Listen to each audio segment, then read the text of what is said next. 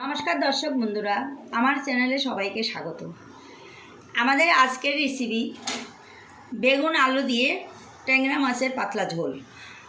খুব অল্প সময়ের মধ্যে কিভাবে তোমরা করবে আমি যেভাবে করি সেভাবে তোমাদের সাথে শেয়ার করছি। দেখো, এখানে একটা কড়াই বসিয়ে দিয়েছি। এখানে আমি 3 চামচের মতো সর্ষের তেল দিয়ে দিলাম। এখানে দেখো, আমি 300 ট্যাংরা মাছ নিয়ে এসেছি, কেটে ধুয়ে নিয়ে এসেছি। আমি ওসব দেখাই না, কারণ ভিডিওটা অনেকটা বড় হয়ে যায়। আমি হাফ চামচ হলুদ দিয়ে দিলাম। আর এখানে দিয়ে দেব আমি 1 চামচের মতো লবণ দিয়ে আমি মাছটাকে হালকা ভেজে তুলে নিচ্ছি। দেখো, তেলটা গরম হয়ে গেছে। এবার আমি মাছগুলো এখানে দিয়ে দিচ্ছি।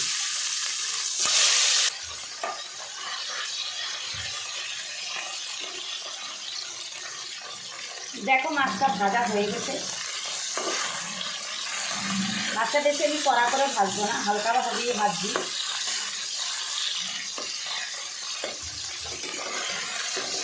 মাছটাকে আমি তুলে নিচ্ছি। এখানে দেখো, আমি 7-8টা বড়ি দিয়ে দিচ্ছি। বড়িগুলো ভেজে তুলে নিচ্ছি। এখানে দিয়ে দিচ্ছি আমি বেগুনগুলো।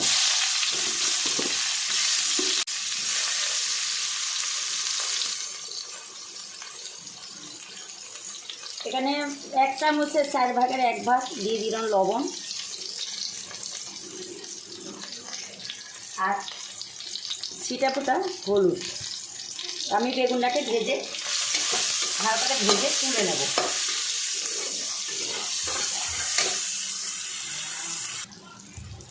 দেখো, বেগুনটা ভাজা হয়ে গেছে। বেগুনটা তুলে নিচ্ছি। ভিডিওটা তোমরা প্রথম থেকে লাস্ট পর্যন্ত দেখো।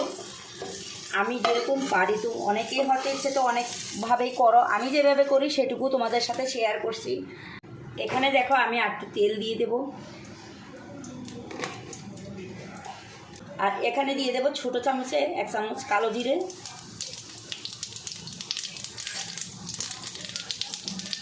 এখানে দেখো, ছোট 2টো আলু আমি পাতলা পাতলা করে কেটে নিয়ে এসেছি। এখানে দিয়ে দেব আমি আলুগুলো। এখানে কালো জিরে দিয়ে আলুগুলো দিয়ে দিলাম। এবার গ্যাসের আঁচটা একটু কমিয়ে নেব, কারণ আলুগুলো এমনিতে ভাজে ভাজে ভিতরটা কাঁচা থেকে যাবে। এবার এটাকেও আমি ঠিক বেগুনের মতো অল্প হলুদ আর অল্প নুন দিয়ে ভেজে নেব। হালকা একটু হলুদ দিয়ে দিলাম। এখানে একটু নুন। এবার আমি এটাকে ভেজে আমি আলুটাকে তুলবো না। ভাজা হয়ে গেলে এখানেই তরকারিটাকে আমি এইভাবে বসিয়ে দেবো। তোমরা দেখতে থাকো। আমি যেভাবে করছি এইভাবে তোমরা একবার করে দেখো। খুবই সহজ এবং অল্প সময়ের মধ্যে তোমরা এই জিনিসটা করে নিতে পারবে। আমি 1 চামচের মতো পেঁয়াজ বাটা দিয়ে দিলাম। আমি একদমই অল্প মশলায় করব। আর এখানে দিয়ে দেবো আমি শুকনো লঙ্কা ব্যবহার করব না। এখানে দিয়ে দেবো আমি 1 চামচের মতো কাঁচা লঙ্কা। লঙ্কাটা অবশ্যই তোমাদের পছন্দ মতো তোমরা দেবে, কারণ সবাই সমান তো ঝাল খায় না। দেখো, পেঁয়াজ বাটা লঙ্কা বাটাটা আমি এখানে দিয়ে দিয়েছি। গ্যাসটা একটু কমিয়ে নিয়েছি। এখানে আমি একটু অল্প করে জল দিয়ে নেব, নয়তো মশলাটা পুড়ে যাচ্ছে।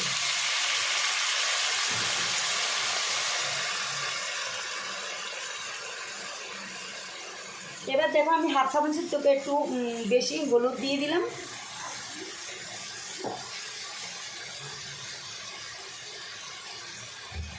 আর 1 চামচ থেকে কম লবণ দিয়ে দিলাম, কারণ আমার পরিমাণটা অনেকেই কম। তোমরাও তোমাদের পরিমাণ মতো লবণ আর লঙ্কাটা অবশ্যই তোমাদের পছন্দ মতো ব্যবহার করবে।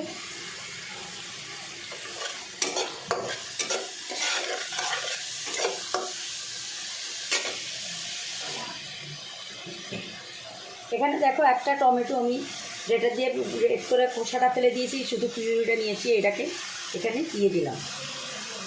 খুবই অল্প উপকরণ আমি ব্যবহার করব।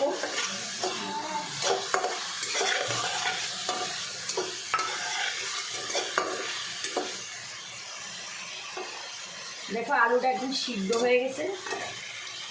এখানে আমি এবার বেগুনটাকে দিয়ে দিচ্ছি।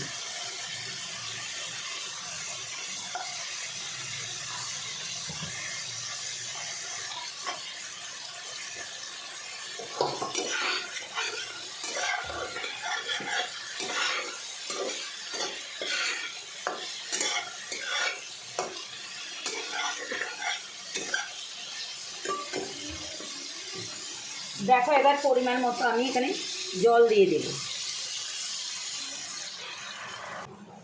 এখানে সামান্য আমি একটু চিনি দিয়ে দিলাম। চিনিটা না দিলে তোমরা স্কিপ করতে পারো, কারণ বেগুনের তরকারি একটু চিনি না দিলে টেস্টটা ভালো আসে না।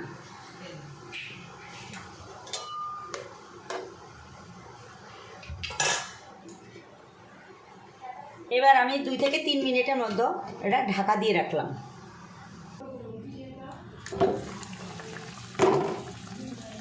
দেখো জলটা ফুটে গেছে। এখানে আমি দিয়ে দেবো 1 চামচের মতো বাটা জিরে। জিরা বাটা দিয়েই এই জিনিসটা করার চেষ্টা করো।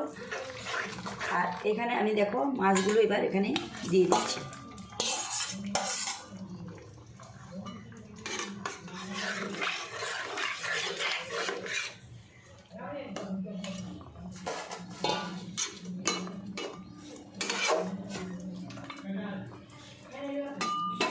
এবার 5 মিনিটের মতো এটাকে ফুটতে দেব।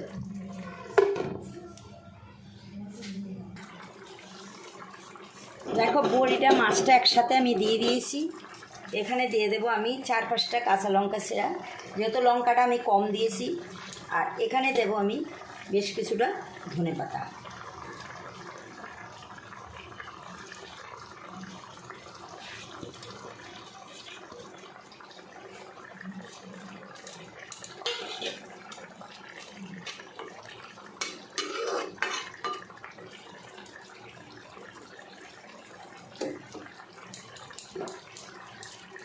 দেখো মাছটা পুরো হয়ে গেছে। আমি মাছটাকে ঢেলে নিই। দেখো রেসিপিটা আমার এখানেই শেষ হয়ে গেছে। যদি তোমাদের ভালো লাগে লাইক শেয়ার কমেন্ট করো। আর যারা এখনও সাবস্ক্রাইব করেনি তারা আমার চ্যানেলটাকে সাবস্ক্রাইব করে পাশে থাকা বেল আইকনটা টিক করে দিও। আর যারা সাবস্ক্রাইব করে রেখেছো তাদের অসংখ্য অসংখ্য ধন্যবাদ। এখানেই ভিডিওটা শেষ করলাম। আবার দেখা হবে নতুন কোনো ভিডিওর সাথে। নমস্কার, থ্যাংক ইউ।